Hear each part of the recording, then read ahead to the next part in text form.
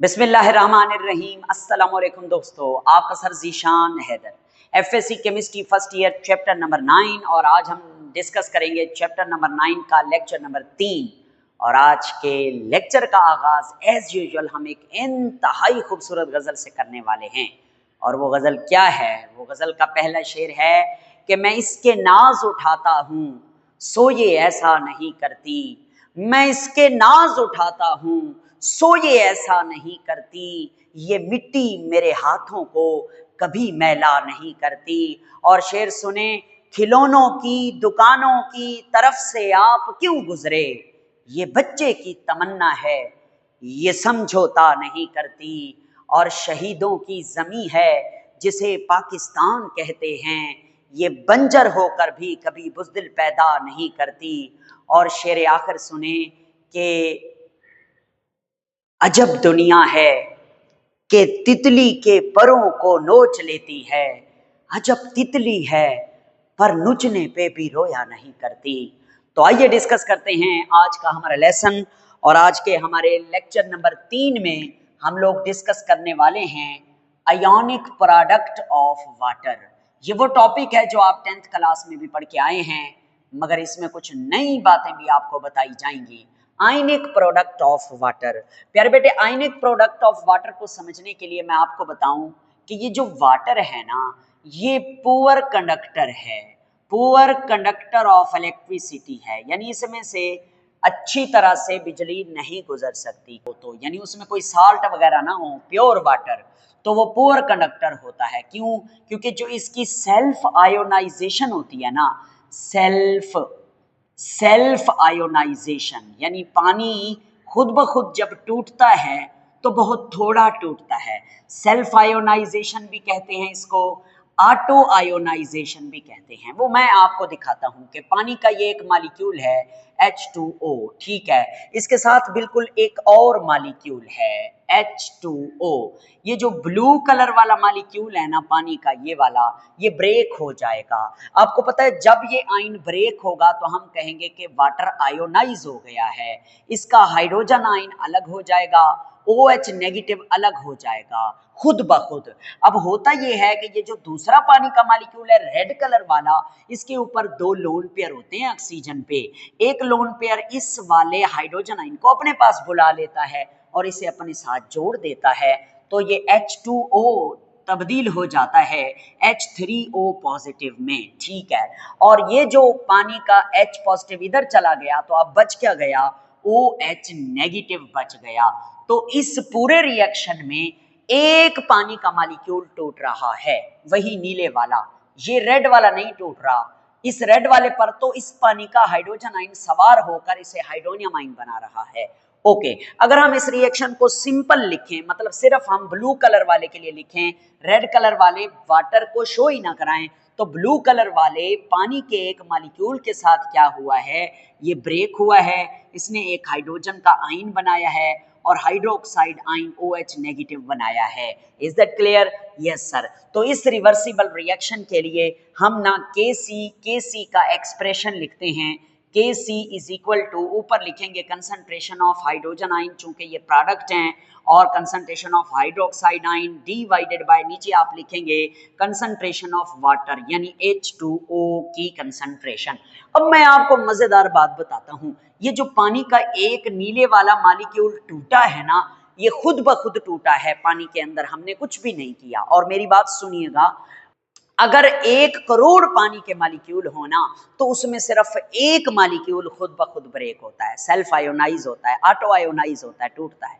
सुर जी, 1 करोड़ मॉलिक्यूल में से सिर्फ एक मॉलिक्यूल टूटता है, बस करोड़ में से एक मॉलिक्यूल। इसका मतलब है अगर 1 करोड़ में से एक मॉलिक्यूल टूटता है तो फिर पानी की जो कंसंट्रेशन है उस पर तो कोई फर्क ना पड़ा, पानी की जो मिकदार है, कंसंट्रेशन है, वो तो चेंज नहीं होगी। 1 करोड़ में से एक टूटे तो क्या फर्क पड़ता है, कोई भी नहीं पड़ता। तो प्यारे भाई, ये जो नीचे लिखी हुई है this is the concentration of water, तो ये कांस्टेंट रहेगी। ये क्या रहेगी? कांस्टेंट। क्यों? क्योंकि 1 करोड़ में से एक टूटा तो कोई फर्क ना पड़ा। इस कांस्टेंट को ना हम लेफ्ट साइड पे ले जाते हैं, KC वाले कांस्टेंट से मल्टीप्लाई कर देते हैं। क्यों? क्योंकि KC एक कांस्टेंट है, तो ये वाला कांस्टेंट भी इसके साथ मल्टीप्लाई हो जाएगा। H2O दोनों को मल्टीप्लाई कर दिया, इक्वल का साइन, अब concentration of hydrogen ion into concentration of hydroxide ion. Okay जी, अब ये जो दो कांस्टेंट हैं, एक इक्विलिब्रियम कांस्टेंट Kc और दूसरा वाटर, ये दो कांस्टेंट जब आपस में मल्टीप्लाई होते हैं ना, एक नया कांस्टेंट बन जाता है जिसे हम Kw कहते हैं। Kw that is equal to, यानी इन दोनों को रिप्लेस करके इसकी जगह हम Kw लिख देंगे, that is equal to concentration of hydrogen ion and concentration of hydroxide ion. ठीक है, अच्छा अब ये जो Kw है ना, इसके दो नाम हैं, एक आप इसको कहते हैं आयोनिक प्रोडक्ट ऑफ वाटर, जो हमारे आज के टॉपिक का नाम भी है, आयोनिक प्रोडक्ट ऑफ वाटर भी आप इसे कहते हैं, आप इसको डिसोसिएशन कांस्टेंट ऑफ वाटर भी कहते हैं। मैं लिख देता हूं, आप इसको डिसोसिएशन टूटना, डिसोसिएशन कांस्टेंट ऑफ वाटर का नाम भी इसे दिया जाता है। सर जी इस Kw को हम आयनिक प्रोडक्ट क्यों कह रहे हैं? देखो ये पानी के आयन्स है ना, हाइड्रोजन आयन और OH नेगेटिव आयन, और ये दोनों मल्टीप्लाई हो रहे हैं, इन दोनों का प्रोडक्ट है, तो इसलिए प्रोडक्ट, आयोनिक प्रोडक्ट, दो मल्टीप्लाई प्रोडक्ट ऑफ वाटर, इसलिए इसे Kw लिखते हैं। या डिसोसिएशन कांस्टेंट ऑफ वाटर, यानी पानी डिसोसिएट हुआ, टूटा, इश्क टूटा तो इस्तिखारा किया, फिर हमने इश्क ही दोबारा किया। अब आगे देखो भाई, तो अब मैं क्या करता हूं, मैं आपको बताता हूं कि ये जो है ना Kc, हर रिएक्शन के लिए Kc की एक फिक्स वैल्यू होती है। ये जो पानी आयोनाइज हुआ है ना, इस पानी के आयोनाइजेशन के लिए इस पानी के Kc की वैल्यू फिक्स होती है, और इसकी वैल्यू होती है 1.8 इंटू 10 की power -16 at 25 degree Celsius, 25 degree Celsius के ऊपर पानी की Kc की, यानी इक्विलिब्रियम कांस्टेंट की वैल्यू कांस्टेंट है, फिक्स है 1.8 इंटू 10 की पावर -16। ओके, अब हमें क्या चाहिए, मैं बताता हूं। हमें ना बेसिकली ये वाली पानी की कंसंट्रेशन चाहिए, ये कंसंट्रेशन, हाँ, वी वांट H2O कंसंट्रेशन। आपको पता है कंसंट्रेशन का यूनिट क्या होता है? दिस इज द कंसंट्रेशन, इसका यूनिट होता है मोल पर डीएम क्यूब। अच्छा, पर डीएम क्यूब क्या बोला है? पर डीएम क्यूब का मतलब है पर लीटर, LITER, पर लीटर। पर लीटर का मतलब है 1 लीटर में, 1 लीटर में, ठीक है, यानी कि पानी की ये जो कंसंट्रेशन है, इसका मतलब ये है कि 1 लीटर पानी में पानी के जो मोल्स हैं उनको क्या बोलते हैं? Concentration of water. अब 1 लीटर में कितना पानी होता है? अगर हम इसको ग्राम में देखें तो तकरीबन 1 लीटर जो है 1 किलोग्राम के तकरीबन बराबर होता है। तो 1 किलोग्राम में कितने ग्राम होते हैं? 1000 ग्राम। इसका मतलब अगर मैं यूं कहूं कि 1 लीटर जो पानी है वो 1000 ग्राम के बराबर है, तो मैस ऑफ वाटर कितना होगा? मैस ऑफ वाटर होगा 1000 ग्राम। 1 लीटर पानी कितने ग्राम के बराबर है? 1000 ग्राम के बराबर है। और आपको पता है पानी का मोलर मैस क्या होता है? पानी का मोलर मैस होता है 18 ग्राम पर मोल। 18 ग्राम पर मोल, ये हम पहले पढ़ के आए हैं। तो अब हमें चाहिए क्या? हमें ये कंसंट्रेशन चाहिए। कंसंट्रेशन निकालनी है तो आपको नंबर ऑफ मोल्स का पता हो। नंबर ऑफ मोल्स ही तो कंसंट्रेशन होते हैं ना। पर डीएम क्यूब का मतलब है 1 लीटर में 1 डीएम क्यूब में कितने मोल पानी है। तो अब हम मोल निकालेंगे, वही हमारी कंसंट्रेशन होगी। मोल निकालने का फार्मूला होता है given mass over molar mass. Given mass कितना है? गिवन मैस का मतलब है पानी का मैस जो 1 लीटर में है वो 1000 ग्राम है। आप ऊपर 1000 ग्राम पुट करोगे, डिवाइडेड बाय नीचे मोलर मैस पुट करोगे, कैपिटल M वाला 18 ग्राम पर मोल। ग्राम ग्राम से कैंसिल हो जाएगा, पर मोल ऊपर जाके मोल बन जाएगा। 1000 को 18 से डिवाइड करें, 55.55 मोल। तो this is the concentration, mole per DM cube. पूरा भी लिख सकते हैं आप आगे, मोल पर डीएम क्यूब, यानी 1 डीएम क्यूब में 1 लीटर पानी में पानी के मोल्स कितने हैं? पानी के मोल्स हैं 55.55, और यही हमारी कंसंट्रेशन की वैल्यू है। यानी concentration of water is equal to 55.55 mole per DM cube लिख दें तो भी ठीक है, ओनली ऑन मोल लिख दें तो भी ठीक है। तो सर जी आपने ये कंसंट्रेशन क्यों फाइंड आउट की है? मैं बताता हूं आगे चल के। अब हम क्या करेंगे? अब हम ये वाला फार्मूला लिखेंगे, ये वाला फार्मूला दोबारा से, ठीक है। Kc के सी इंटू कंसंट्रेशन ऑफ क्या water is equal to hydrogen ion की कंसंट्रेशन एंड हाइड्रोक्साइड आयन की कंसंट्रेशन। क्या रे बेटे, के सी की वैल्यू पुट करनी है। के सी की वैल्यू क्या है, वो ये है, वो है 1.8 इंटू 10 की power -16 multiply by, colour change कर देता हूं, multiply by concentration of water, वो तो अभी हमने निकाली है 55.55, ठीक है 55.55, ठीक है, इज इक्वल टू, ये लिख दें आप, हाइड्रोजन आयन की कंसंट्रेशन एंड हाइड्रोक्साइड आयन की कंसंट्रेशन। जब इन दोनों को आपस में सॉल्व करते हैं ना, तो इसका जो करेक्ट आंसर आता है वो आता है 1.01 इंटू 10 की पावर -14। क्या आंसर आता है, 1.01 इंटू 10 की power -14 is equal to concentration of hydrogen ion and OH negative ion। अब आप गौर से देखना, क्या मैं इसको ऐसे लिख सकता हूं, क्योंकि KW बराबर है हाइड्रोजन आयन और हाइड्रोक्साइड की कंसंट्रेशन के, मैं इसको और इसको जरा फिनिश करके आपके सामने लिखता हूं, आप बताना क्या ठीक है या गलत है। KW is equal to concentration of hydrogen ion and OH negative ion, और H पॉजिटिव आयन और OH नेगेटिव आयन किसके बराबर है, इस वैल्यू के, तो बराबर है, ये वाली वैल्यू भी लिख दें 1.01 इंटू 10 की पावर -14। ये अब आपके सामने KW की वैल्यू आ चुकी है। KW is equal to concentration of hydrogen into concentration of hydroxide ion, इन दोनों की कंसंट्रेशन का मल्टीप्लाई बराबर किसके है, 1.01 इंटू 10 की पावर -14। आप इसको अकेला भी लिख सकते हैं कि KW की वैल्यू बराबर होती है 1.01 इंटू 10 की power -14, but at 25 degree Celsius के ऊपर।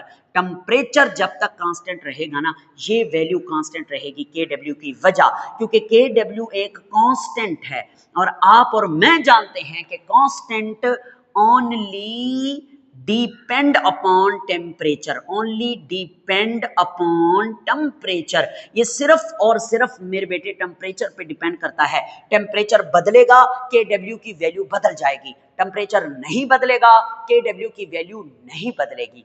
जी हाँ, तो इससे हमने ये सीखा कि KW is directly proportional to temperature, या आप यूं कहें value of KW is directly proportional to temperature.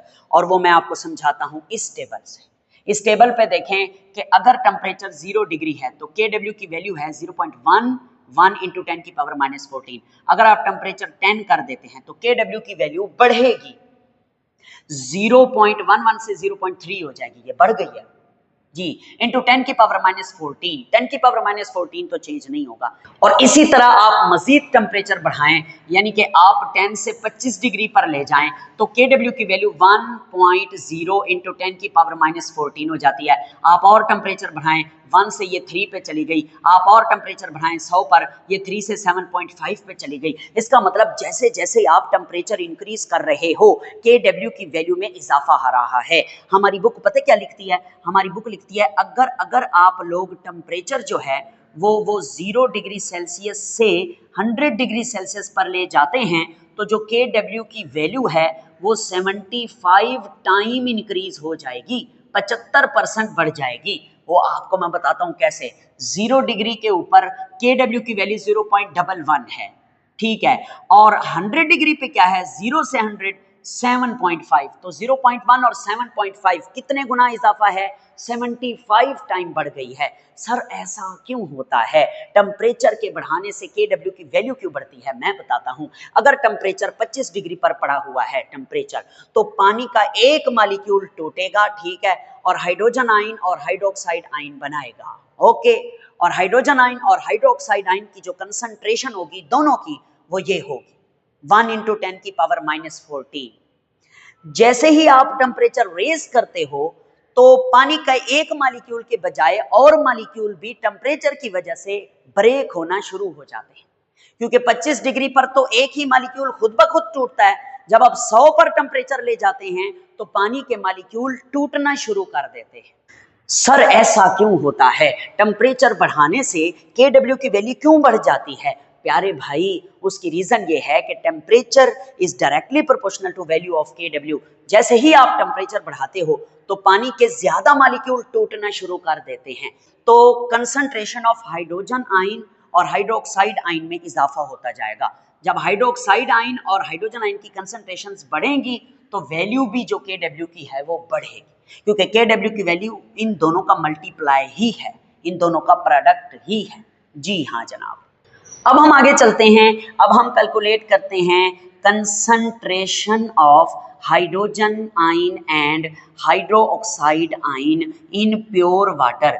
Pure water में 25 डिग्री सेल्सियस के ऊपर हाइड्रोजन आयन की कंसंट्रेशन कितनी है और हाइड्रोक्साइड की कंसंट्रेशन कितनी है, उसके लिए मैं आपको बताता हूं आपने क्या तरीका इस्तेमाल करना है।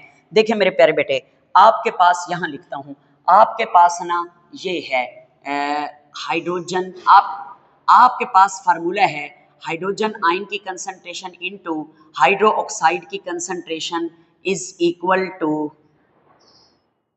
10 की पावर 1.0 इंटू 10 की पावर -14। ठीक है, अब मैं आपको बताना चाहता हूं कि एक मॉलिक्यूल टूटा था ना, एक मॉलिक्यूल, तो जितने हाइड्रोजन आयन बने थे उतने ही हाइड्रोक्साइड बने थे। यानी मैं ये कह सकता हूं कि हाइड्रोजन आयन की concentration is equal to hydroxide ion की कंसंट्रेशन, बिल्कुल ऐसे ही है। ये सारी बात हम 25 डिग्री के ऊपर कर रहे हैं। तो अब होगा क्या, चूंकि हाइड्रोजन आयन की कंसंट्रेशन हाइड्रोक्साइड आयन की कंसंट्रेशन के बराबर है, तो अगर इस ऊपर वाले फार्मूले में मैं OH की कंसंट्रेशन को हटाकर इसकी जगह हाइड्रोजन की कंसंट्रेशन लगा दूं तो बिल्कुल ठीक है, क्योंकि दोनों बराबर हैं। तो अब ऊपर वाला फार्मूला आपका बनेगा हाइड्रोजन आयन की कंसंट्रेशन इनटू हाइड्रोजन आयन की concentration is equal to 1.0 multiply 10 की पावर -14। इन दोनों का स्क्वायर बन जाएगा, हाइड्रोजन आयन का स्क्वायर कंसंट्रेशन का इज इक्वल टू 1.0 इंटू 10 की पावर -14। इसका अंडर रूट ले लें, इसका भी अंडर रूट ले लें, ये 2 इस अंडर रूट से कैंसल और इसका जवाब कुछ निकलेगा। हाइड्रोजन आयन की concentration is equal to 1 into 10 की पावर -14 का जो अंडर रूट है वो -7 होता है।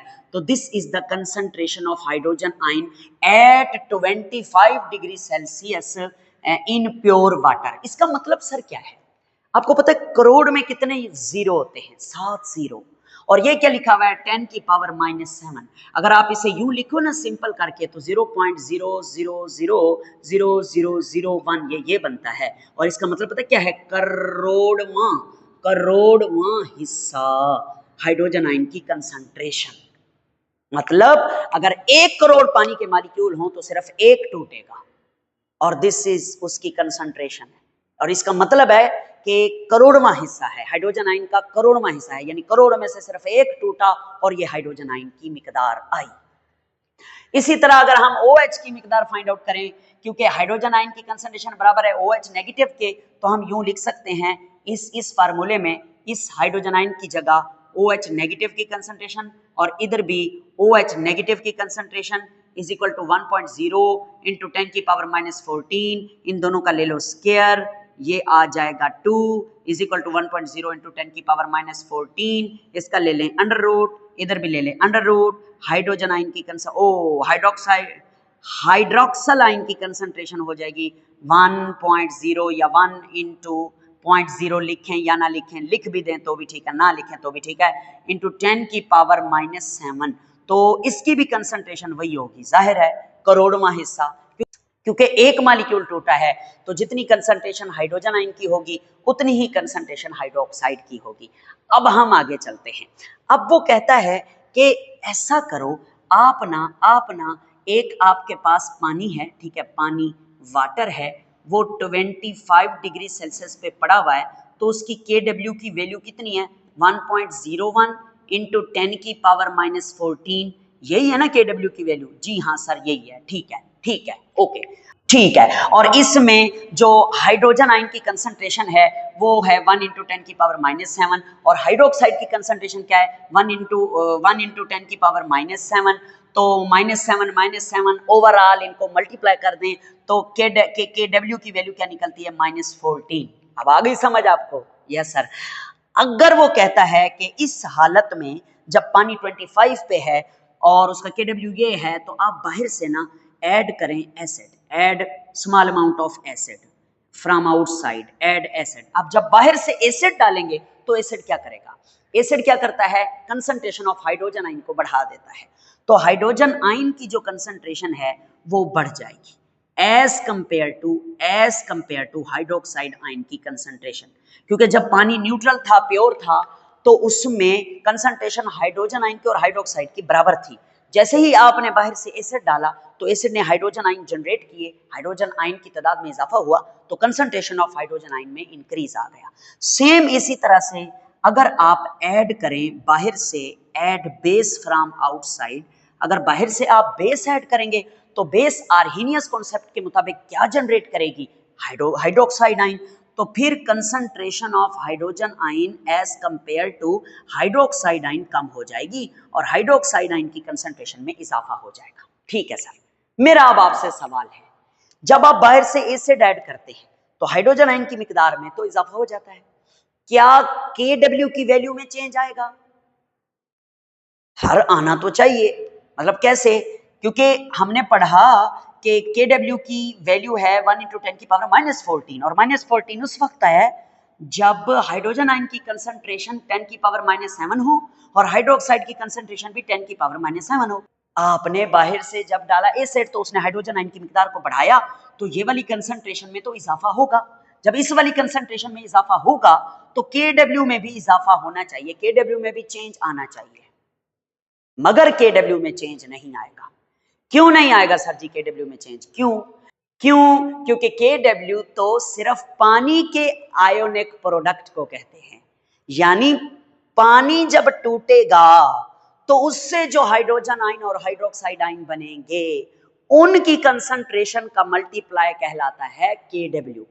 बाहर से आपने जो हाइड्रोजन आयन डाले हैं उसने बेशक concentration of hydrogen ion increase किया है, मगर वो Kw को चेंज नहीं करेंगे, क्योंकि Kw is the value for only ionization of water and it is only the value of concentration of hydrogen and hydroxide ion which are going to produce by the ionization of water।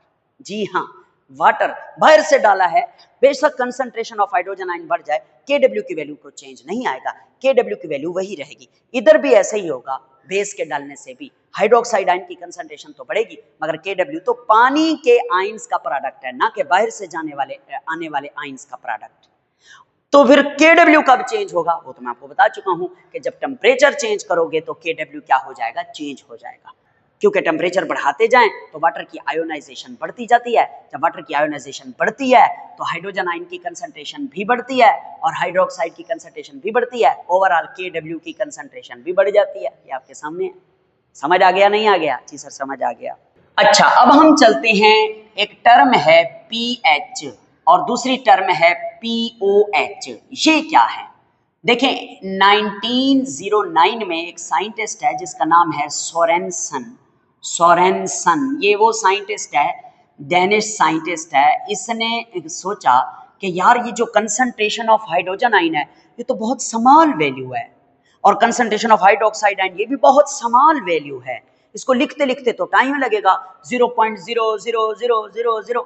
कोई ऐसा काम किया जाए कि ये जो छोटी concentrations हैं, ये जो छोटी वैल्यूज हैं, ये बड़ी हो जाए।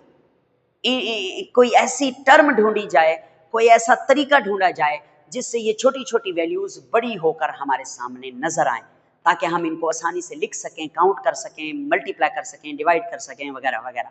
तो फिर इसने टर्म इंट्रोड्यूस करवाई pH। pH की डेफिनेशन मैं आपके सामने पहले लिखूंगा। pH की डेफिनेशन क्या है? It is the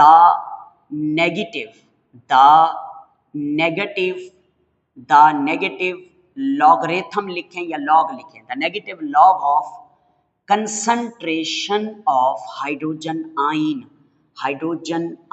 is called pH। ये इसकी डेफिनेशन है। और इसे इक्वेशन में कैसे लिखते हैं?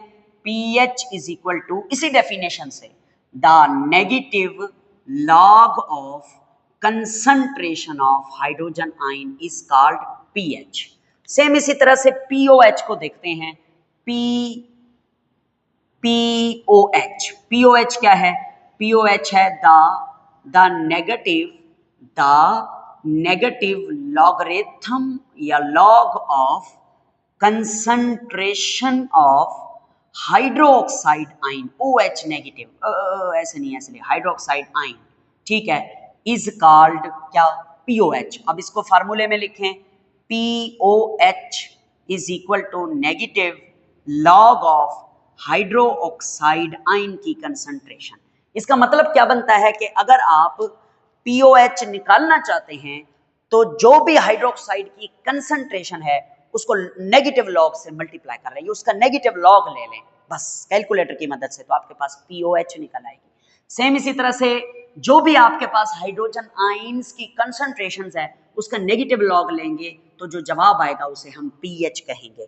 बेटा जानिए एक और बात सुन लें, मैं इस पीएच को थोड़ा सिंपल देखिए कैसे करता हूं। पीएच जो है that is equal to 1 log hydrogen ion की कंसंट्रेशन। आप इसे यूं भी लिख सकते हैं, reciprocal, pH is equal to reciprocal of log of hydrogen ion concentration. क्यों? क्योंकि ये माइनस का साइन है, अगर आप इस नेगेटिव को नीचे ले जाएं तो ये पॉजिटिव हो जाएगा, तो यहां अब पॉजिटिव होगा तो ये इनवर्स में चला जाएगा। सेम इसी तरह से आप POH is equal to 1 log of concentration of hydroxide ion.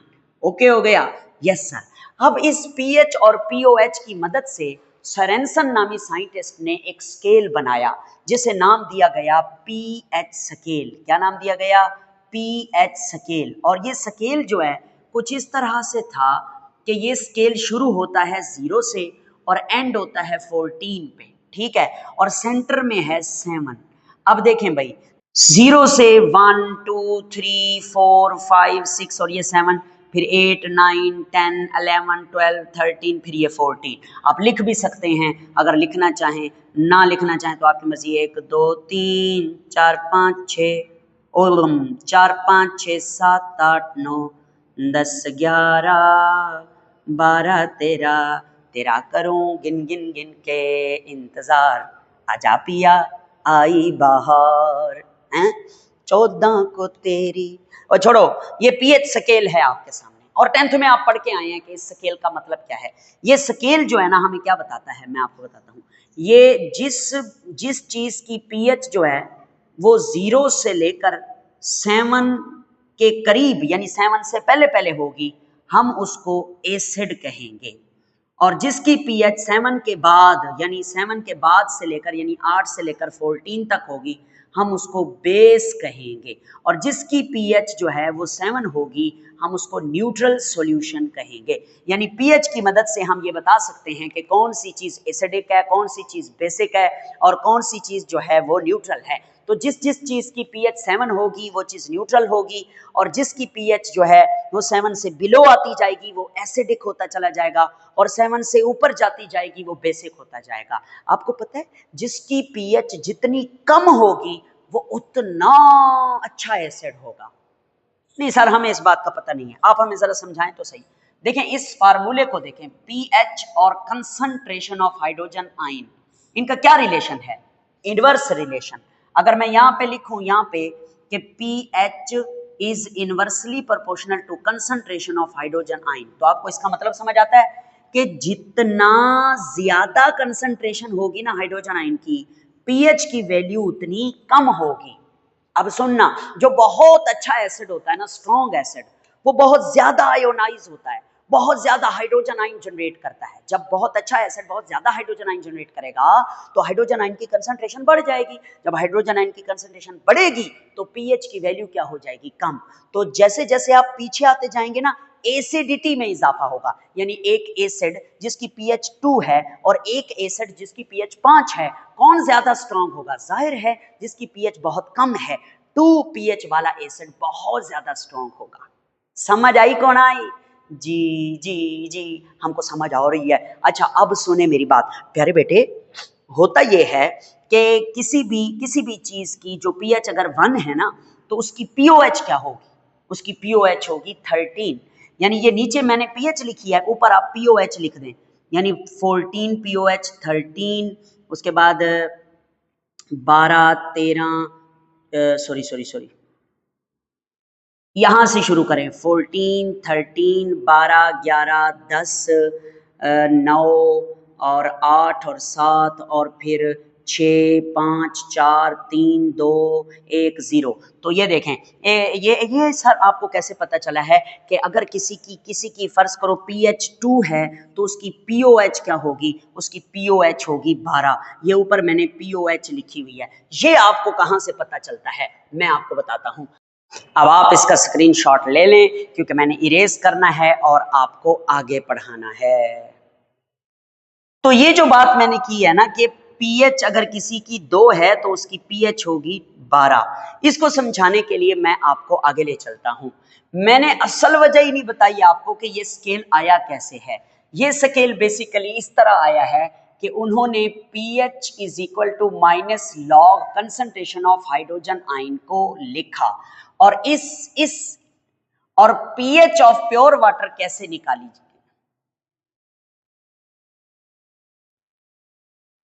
और pH ऑफ प्योर वाटर कैसे निकाली गई। देखें भाई pH ऑफ प्योर वाटर निकालने के लिए हम इस फार्मूले में concentration of hydrogen ion put करेंगे और वो कितनी है 1 × 10 की पावर -7। तो pH is equal to negative log of 10 की पावर -7 इस जगह पे सारी पुट कर दी। अब आप इसे सॉल्व करें, कैसे सॉल्व करेंगे, जो लॉग 10 के ऊपर माइनस है ना 7 ये पहले आ जाता है, लॉग से मल्टीप्लाई हो जाता है तो -7 ठीक है और अंदर क्या लिखेंगे माइनस लॉग 10 ठीक है।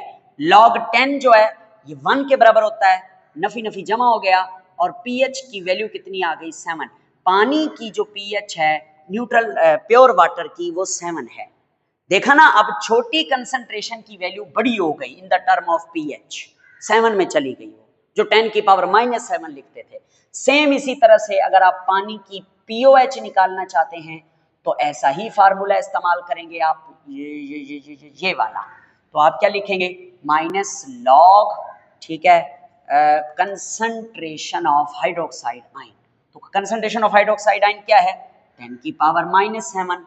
1 को तो लिखते ही नहीं है हम, लिखे ना लिखे की बात है, नेगेटिव लॉग 10 की पावर -7। सेम ऐसे ही ये सॉल्व होगा और POH क्या आ जाएगा 7। तो पानी का जो है प्योर फॉर्म में pH भी 7 है, POH भी 7 है। तो जिसकी pH 7 उसकी POH भी 7, क्योंकि नीचे मैंने pH लिखी हुई है और ऊपर मैंने POH लिखी हुई है। तो इन दोनों को जरा अगर इकट्ठे कर दें, मतलब पानी की pH plus POH is equal to, colour change करता हूं 14। कैसे सर, pH कितनी है 7 यहाँ पुट करें, POH कितनी है 7 यहाँ पुट करें, तो 7 और 7 कितना होता है 14। तो ये एक ऐसा फार्मूला है जिसकी मदद से आपको अगर किसी की pH पता हो तो आप POH मालूम कर सकते हैं, अगर किसी सॉल्यूशन की POH का पता हो तो pH मालूम कर सकते हैं। मिसाल के तौर पर हमारे पास एक सॉल्यूशन है उसकी pH है 2, कैसे निकालेंगे, आप इस फार्मूले में pH है पड़ी POH निकालनी है तो POH को यहां रहने दें, POH इधर रहेगी, ये है 14, pH को इधर ले जाएं राइट साइड पे, माइनस pH हो जाएगा। तो सॉल्व कीजिए, POH is equal to 14, pH क्या बोली थी मैंने 2, तो यहाँ 2 पुट कर दें, आंसर क्या आएगा 12। तो POH कितनी है 12, यानी जिसकी pH 2 है उसकी POH कितनी है 12 है। ठीक हो गया। यहाँ पे हमारा ये आर्टिकल जो है वो खत्म तो हो जाता है, मगर मैं एक बात और आपको बताना चाहूंगा, अगर हम ले लेना negative log of concentration of, अगर हम ले लें नेगेटिव लॉग ऑफ KW तो उसे पता है क्या कहते हैं PKW, ठीक है, KW की बजाय PKW। जैसे कि हम हाइड्रोजन आयन का नेगेटिव लॉग लें तो उसे PH कहते हैं, OH नेगेटिव का नेगेटिव लॉग लें तो उसे POH कहते हैं, इसी तरह KW की वैल्यू का नेगेटिव लॉग लें तो उसे PKW कहते हैं। आओ जरा वैल्यू पुट करते हैं, PKW is equal to negative log of KW की जगह उसकी वैल्यू, KW की वैल्यू क्या है वो ये है 10 की पावर -14।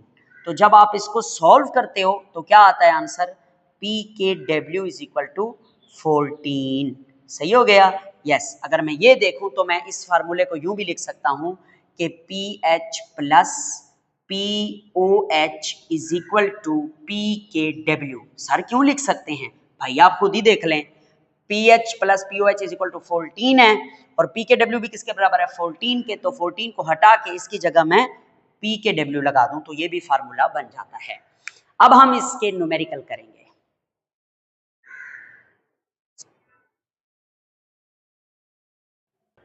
अब हम इस टॉपिक से रिलेटेड 2 न्यूमेरिकल और 3 क्विक चेक पढ़ते हैं। Numerical number 9.1। न्यूमेरिकल नंबर 9.1 क्या कहता है? वो कहता है कि आपके पास एक सॉल्यूशन है, उसकी pH है 9.1। आपने क्या करना है? KW की वैल्यू मालूम करके देनी है, ठीक है। अच्छा, KW का फार्मूला क्या होता है आपको पता है? KW बराबर होता है concentration of hydrogen ion into concentration of hydroxide ion. तो हमें KW निकालने के लिए हाइड्रोजन आयन की कंसंट्रेशन भी चाहिए, हाइड्रोक्साइड की कंसंट्रेशन भी चाहिए। तो उसने हमें दिया क्या है? उसने तो हमें pH दिया। तो कैसे होगा मैं बताता हूं। pH की मदद से आप हाइड्रोजन आयन की कंसंट्रेशन निकालोगे और POH की मदद से आप जो है वो हाइड्रोक्साइड आयन की कंसंट्रेशन को निकालोगे। तो सबसे पहले आप क्या करो, सबसे पहले pH तो आपके पास है पड़ी, आप POH जो है इसको मालूम कर लो। इसके लिए फार्मूला आपको पता है, PH plus POH is equal to 14, ठीक है। हमें क्या चाहिए? हमें POH चाहिए। POH को इधर ही रहने दो, ये 14 है माइनस ये क्या हो जाएगा PH। आओ जरा वैल्यूज पुट करते हैं। POH is equal to 14 minus PH कितनी है 9.1, इसका आंसर है 4.8। ये POH भी आ गई, PH भी आ गई, POH भी आ गई। अब हम क्या करेंगे? अब हम सबसे पहले ना pH की मदद से हाइड्रोजन आयन की कंसंट्रेशन को फाइंड आउट करेंगे। कौन सा फार्मूला लगाकर? वही pH वाला formula, pH is equal to negative log of concentration of hydrogen ion. ऐसे था ना? जी सर बिल्कुल था। आप ऐसा करें, माइनस को अगर मैं इधर ही रहने दूं तो लॉग हाइड्रोजन आयन उधर चला जाए और pH इधर चला जाए। ये भी आप कर सकते हैं। ये यूं करें कि minus log hydrogen ion concentration उधर जाके प्लस हो जाएगा और pH इधर जाके माइनस हो जाएगा। तो ये यूं बनेगा log concentration of hydrogen ion is equal to negative ये वाला और ये वाला pH। ओके हो गया। अब आप ऐसा करें, दोनों तरफ एंटी लॉग ले लें। ये मैथ्स वाले बच्चे ज्यादा बेहतर जानते होंगे। Take anti log on both side, on both side, दोनों साइडों पे एंटी लॉग लेते हैं। बेटा जानी जब आप इधर एंटी लॉग लेंगे ना तो एंटी लॉग लॉग को काट देगा। यहां पे क्या बचेगा? यहां पे सिर्फ हाइड्रोजन आयन की कंसंट्रेशन बचेगी इज इक्वल टू, और यहां पे क्या लिखेंगे आप? एंटी लॉग इनटू माइनस ये वाला PH। यहां पे एंटी लॉग लिखा रहेगा, कटेगा नहीं क्योंकि यहां पे लॉग तो नहीं है। अब आपको पता है एंटी लॉग माइनस PH इसको कैसे लिखते हैं?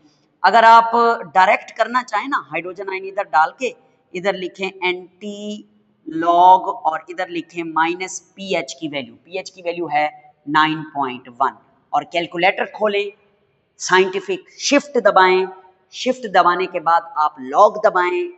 ये अब आप एंटी लॉग ले रहे हैं। शिफ्ट दबा के जब लॉग दबाते हैं तो इसको एंटी लॉग कहते हैं। तो ये एंटी लॉग हो गया। आगे लिख दें माइनस 9.1, इसका आंसर आ जाएगा। इसका आंसर आएगा 6.3 इंटू 10 की पावर माइनस 10 बड़ा M। बड़ा M क्या है? आप इसकी जगह मोल पर डीएम क्यूब भी लिख सकते हैं। बड़ा M मोलैरिटी को जाहिर करता है और मोलैरिटी भी क्या होती है? मोल पर डीएम क्यूब। तो बड़ा M लिख दें। एक ये तरीका है। एक और तरीका मैं आपको बताता हूं। यह हाइड्रोजन आयन की कंसंट्रेशन है ना is equal to anti log minus 9.1।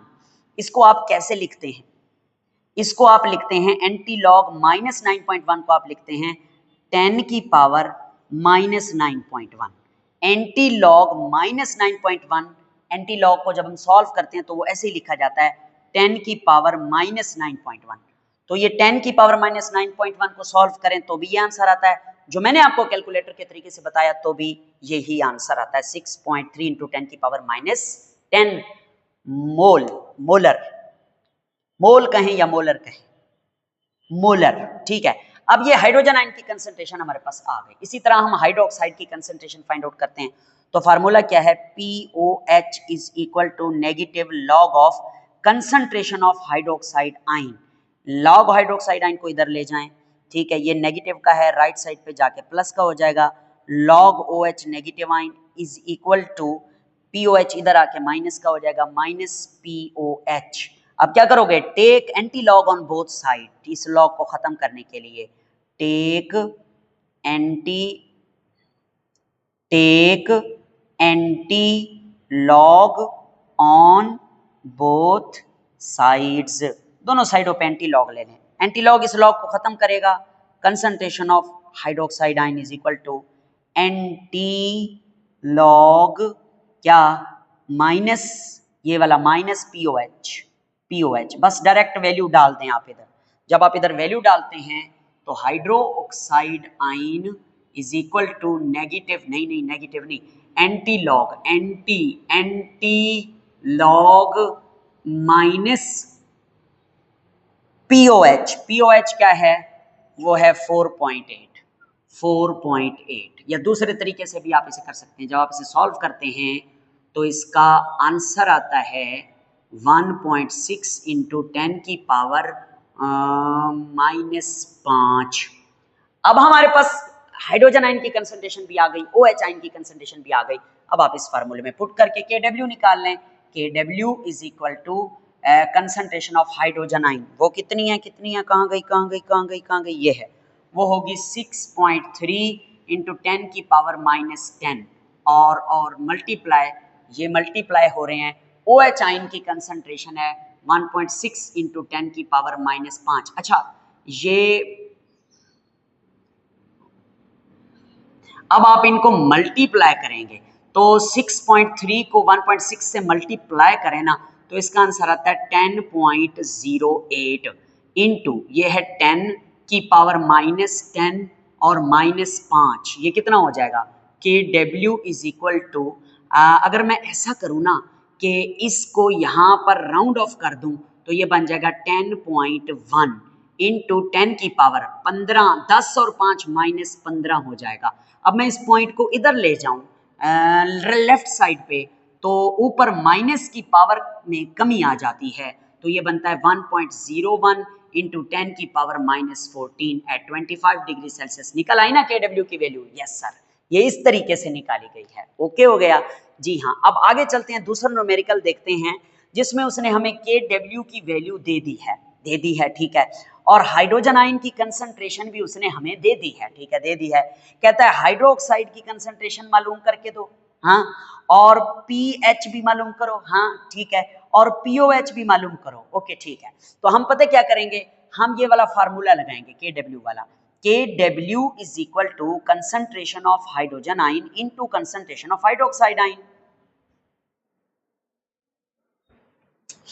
अब KW की वैल्यू तो हमारे पास है पड़ी 1.0 इंटू 10 की power -14 is equal to, hydrogen ion की कंसंट्रेशन भी हमारे पास है पड़ी 1 इंटू 10 की पावर -7, और OH की कंसंट्रेशन जो है ये हमें मालूम करनी है हाइड्रोक्साइड आयन की। तो पता है क्या होगा, ये OH की कंसंट्रेशन मालूम करनी है ना, ये वाली जो चीज है ये OH के साथ मल्टीप्लाई हो रही है, इधर जाके डिवाइड हो जाएगी और आपके सामने फार्मूला बनेगा OH नेगेटिव की concentration is equal to 1 into 10 की पावर -14 डिवाइडेड बाय ये वाला 1 इंटू 10 की पावर -7। ये 1 को डिवाइड करें आंसर 1 ही आता है।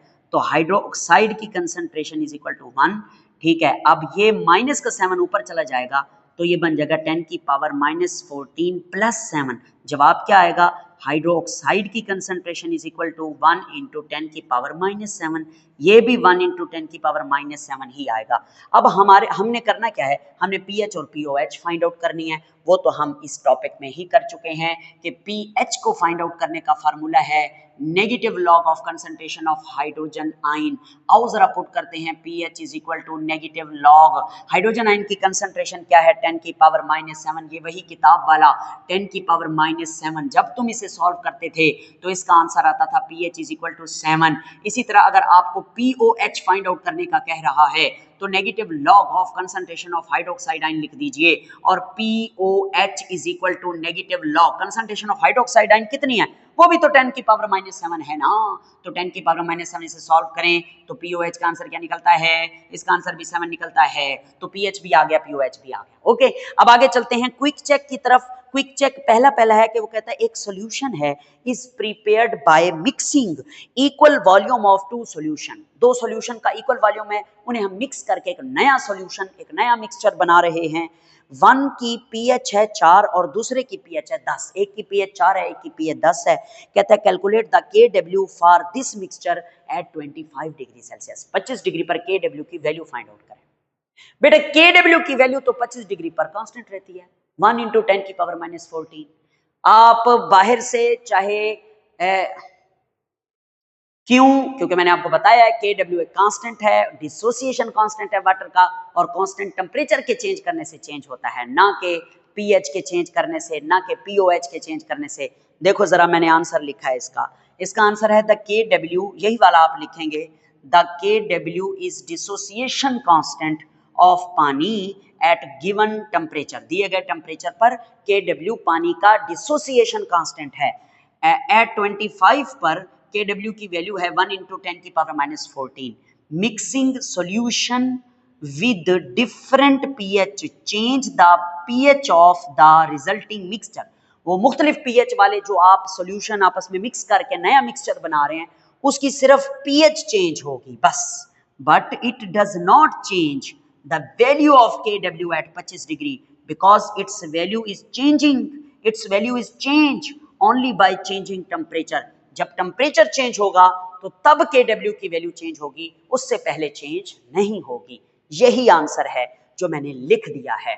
प्यारे बेटे आगे चलते हैं, इसी क्विक चेक में न्यूमेरिकल है बी पॉइंट पे, वो बड़ा प्यारा न्यूमेरिकल है और आसान भी है। वो कहता है कि एक स्पेसिफिक टेम्परेचर के ऊपर आयोनिक प्रोडक्ट ऑफ वाटर वही है, ये आयोनिक प्रोडक्ट ऑफ वाटर यानी केडब्ल्यू की वैल्यू ये है, और OH की कंसंट्रेशन जो है वो ये है। आपने दो काम करने हैं, हाइड्रोजन आयन की कंसंट्रेशन फाइंड आउट करनी है और पीएच भी फाइंड आउट करनी है। तो आप करेंगे कैसे? बहुत आसान फार्मूला है, देखो भाई, KW इज इक्वल टू, ये पता है किस सवाल की तरह है, ये इस वाले सवाल की तरह हम कर रहे हैं। KW is equal to concentration of hydrogen ion into concentration of hydroxide ion. अब KW आपके पास है, जी हाँ सर ये है, 1.0 इंटू 10 की power minus 14 is equal to, sir जी OH नेगेटिव की कंसंट्रेशन है पड़ी, जी हाँ, हाइड्रोजन आयन की नहीं है, तो हाइड्रोजन आयन को लिखा रहने दो ऐसे का ऐसे, मल्टीप्लाई बाय ये वाली वैल्यू डाल दो OH नेगेटिव आयन की कंसंट्रेशन की, जो कि है 2.5 इंटू 10 की पावर माइनस 8। अब इसको इधर जाके डिवाइड कर दो, तो concentration of hydrogen ion is equal to 1.0 into 10 की power minus 14 divided by 2.5 into 10 की पावर माइनस 8। इसको जब इससे आप डिवाइड करते हैं ना 1 को 2.5 से, आंसर आता है 0.4 इंटू 10 की पावर माइनस 14। ये 8 जब ऊपर जाएगा तो प्लस 8 ना बन जाएगा, जी बिल्कुल ऐसे ही है सर जी। अब आगे चलो जरा, मैं बगैर कैलकुलेटर के आपको समझाने की कोशिश कर रहा हूँ। अब 0.4 इंटू 10 की पावर, ये 14 और 8, 14 में से 8 जाए कितना बचता है, माइनस का 6 बचता है, ठीक है। अगर इस पॉइंट को मैं राइट साइड पे ले जाऊं तो 10 की पावर माइनस 6 10 की पावर माइनस 7 हो जाएगी, तो ये बनेगा concentration of hydrogen ion is equal to 4.0 into 10 की पावर माइनस 7, जी हाँ, ये हाइड्रोजन आयन की कंसंट्रेशन आपके पास आ गई। तो और क्या करना है अब आपने, अब हाइड्रोजन आयन की कंसंट्रेशन भी आ गई, अब आपने पीएच फाइंड आउट करनी है। तो पीएच कैसे फाइंड आउट करते हैं, पीएच का फार्मूला होता है negative log of concentration of hydrogen ion, okay. PH is equal to negative log hydrogen ion की कंसंट्रेशन क्या है, हाइड्रोजन आयन की कंसंट्रेशन है 4 इंटू 10 की पावर माइनस 7। इसको सॉल्व करें, इसको खोल के सॉल्व करें, आखिर तक सॉल्व करें, इसका आंसर निकलता है 6.398, ये इसका आंसर है। अब हमारा आखिरी न्यूमेरिकल है और उसको पढ़ते हैं जरा, देखें। वो कहता है कि copper plate etching solution is prepared bye diluting concentrated HNO3। Copper की प्लेट को खुरजने के लिए हम उसके ऊपर HNO3 डालते हैं, नाइट्रिक एसिड। तो नाइट्रिक एसिड का सॉल्यूशन बनाया गया, ठीक है, बनाया गया, फिर उसको पतला किया गया, उसमें पानी डाला गया, तो पतला करने के बाद उसकी जो कंसंट्रेशन है वो आई 0.30, यानी concentration of nitric acid is equal to 0.30 molar, ठीक है। आगे आपने करना क्या है, आपने 4 चीजें कैलकुलेट करनी है। उई ये तो बहुत बड़ा न्यूमेरिकल होगा, नहीं बिल्कुल नहीं है, छोटा ही है, आपको समझ आ जाएगा। देखें, आपने हाइड्रोजन आयन की कंसंट्रेशन बतानी है, पीएच बताना है, पीओएच बताना है और हाइड्रोक्साइड आयन की कंसंट्रेशन बतानी है। तो टेक्निक क्या है कि HNO3 जो है ये जब टूटेगा ना तो ये हाइड्रोजन का आयन बनाएगा और OH नेगेटिव आयन बनाएगा, ठीक है। तो फर्ज करो अगर पहले ये 1 मोलर था तो टूटा तो हाइड्रोजन आयन के कितने बने, 1 मोलर, और हाइड्रोक्साइड भी कितने बने, 1 मोलर। तो जब आपने इसको पतला किया, इसमें पानी डाला तो इसकी मोलैरिटी में कमी आ गई और वो हो गया 0.30। तो 0.30 मोलर जब टूटेगा तो ये हाइड्रोजन आयन की कंसंट्रेशन कितनी बनाएगा, जाहिर है 0.30, क्योंकि जब 1 मोल टूटा था तो 1 मोलर ही हाइड्रोजन आयन बने थे, तो 0.30 टूटेगा तो 0.03 ही बनेंगे, और NO3-1 ये भी 0.30 ही बनेंगे। ओके हो गया जी सर। अब हम आगे क्या करें, अब हमें पहली चीज क्या है, कंसंट्रेशन ऑफ हाइड्रोजन आयन चाहिए, तो वो कितनी है, वो तो यही है सर जी, ये कंसंट्रेशन ऑफ हाइड्रोजन आयन जो बने हैं 0.30। जब हाइड्रोजन आयन की कंसंट्रेशन मिल गई तो पीएच निकालना कोई बड़ा मसला ही नहीं है। फार्मूला लगाएं, pH minus log concentration of hydrogen ion. इस जगह पे आप लिखें ये वाली चीज, pH is equal to negative log into 0.30, लिखें या ना लिखें, इसको सॉल्व करें। इसका आंसर आता है 0.523, ये पीएच निकल आई। अब हम किसकी जाने बढ़ेंगे, अब हम पीओएच की जाने बढ़ेंगे। जब पीएच है पड़ी तो पीओएच निकालना बहुत आसान है, फार्मूला याद है आपको, पीओएच इज इक्वल टू, बल्कि नहीं मैं सारा लिखूंगा, pH plus POH is equal to 14। हमें क्या चाहिए, हमें पीओएच चाहिए, तो 14 माइनस पीएच, तो POH is equal to 14 minus क्या क्या 0.523। इसे सॉल्व करें, इसका जो आंसर आता है पीओएच का वो आता है 13.477।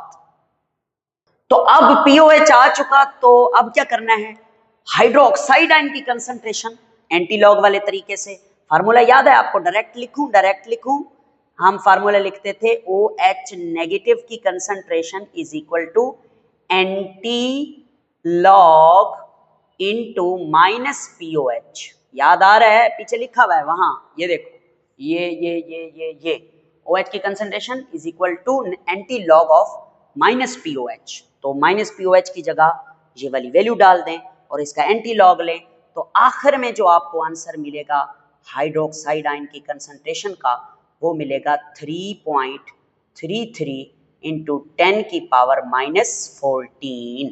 यहां पर आके हमारा आज का आर्टिकल खत्म होता है। आप इसका स्क्रीनशॉट बनाएं और इसको तैयार करें। शुक्रिया, अल्लाह हाफिज।